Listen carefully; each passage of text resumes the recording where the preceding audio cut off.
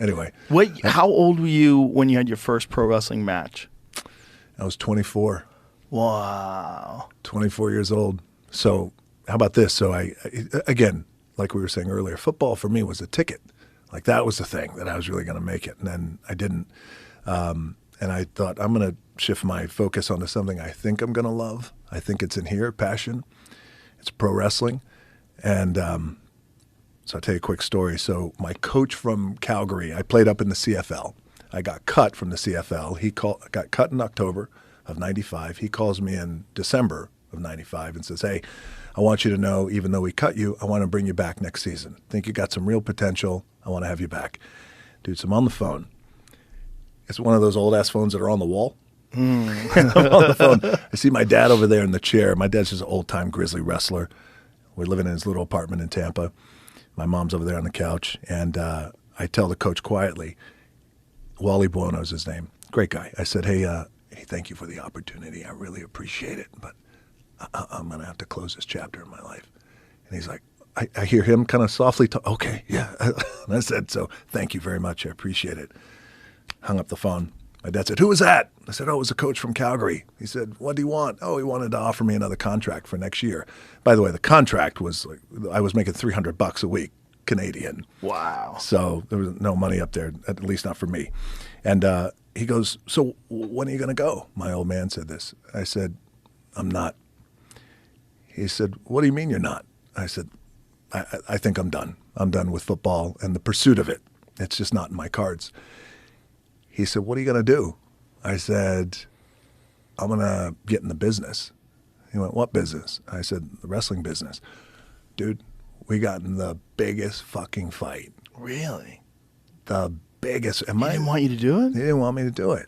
But my old man was a groundbreaker, first black tag team champions in WWE. He was jacked. Pull up my dad if you can. Rocky Johnson. I want to show you. Like he. Oh, I know your dad. Jacked, man. He was jacked. He was part of that group in the early '80s, right? Who were like bodybuilding and look at that shot. So what? Dang it! That's the genetics, son. That's it, brother. That's where those rock genetics come. That's it. Yeah. Oh my God, he was jacked. So.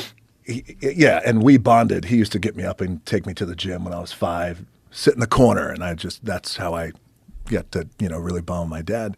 He didn't want me to do it, and we got into the biggest fucking fight. My mom's crying, I'm crying, and he said, what do you think you have to offer? I said, I don't know. Maybe I'm going to fucking suck, but I got to give this a shot. And ultimately it got to a place where I said, either you're going to help train me, I'm asking you to help train me, or I'll go to somebody else. And at that time, Bret Hart and that whole family had his dungeon up in Calgary. I said, maybe I'll go to Calgary.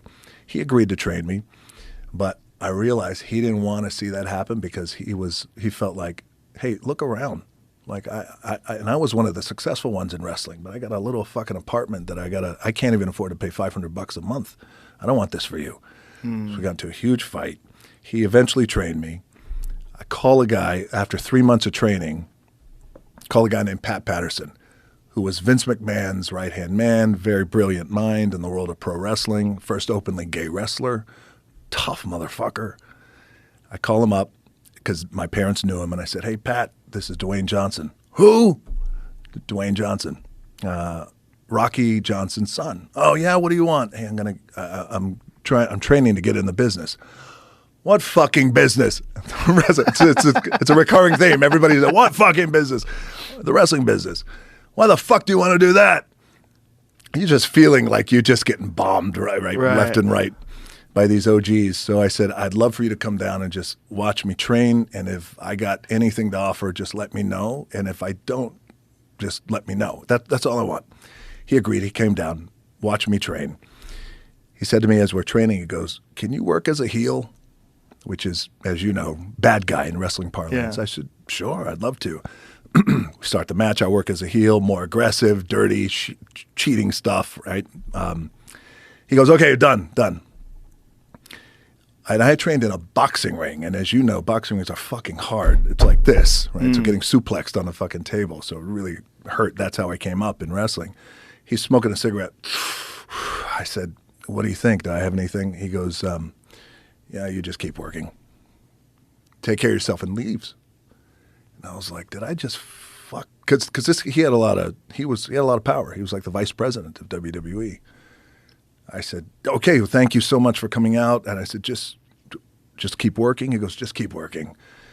Kind of blew me off, kept smoking a cigarette and walked off. And I was like, man, I think I really fucked things up, or maybe I'll take his word for face value, take it for gospel. I'll just keep working.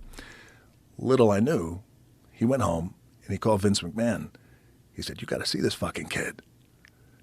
And Vince said, who? Rocky Johnson's son. He goes, all right, let me see him. Bring him out this Monday on Raw, and I'll throw him out in a match before the show starts. Whoa. Corpus Christi, 15,000 people. Whoa. Dude. This is your first match? First match. Oh, my God. So Vince says to Pat, okay, great. How long has he been working? He goes, he hasn't worked. He goes, what do you mean? He's never had a match.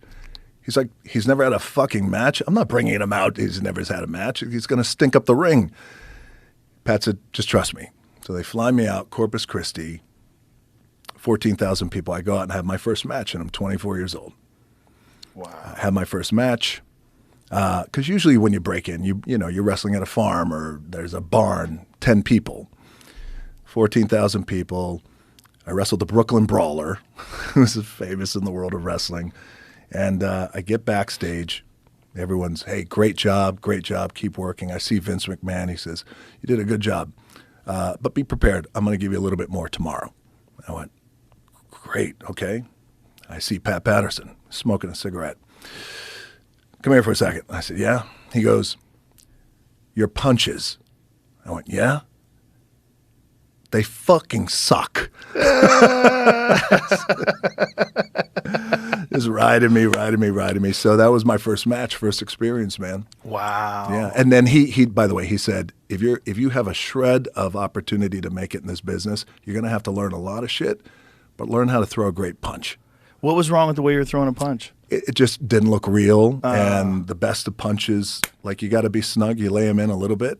You pull it back a little. You pull it, well, you can pull it back a little, but I found the best punches is you follow through, but learn how to just tap a little bit. And then, that's where you learn that kind of timing. You know how some guys, they hit a rope or a piece of string or something like that? Right. So, so I worked on the punches too as well.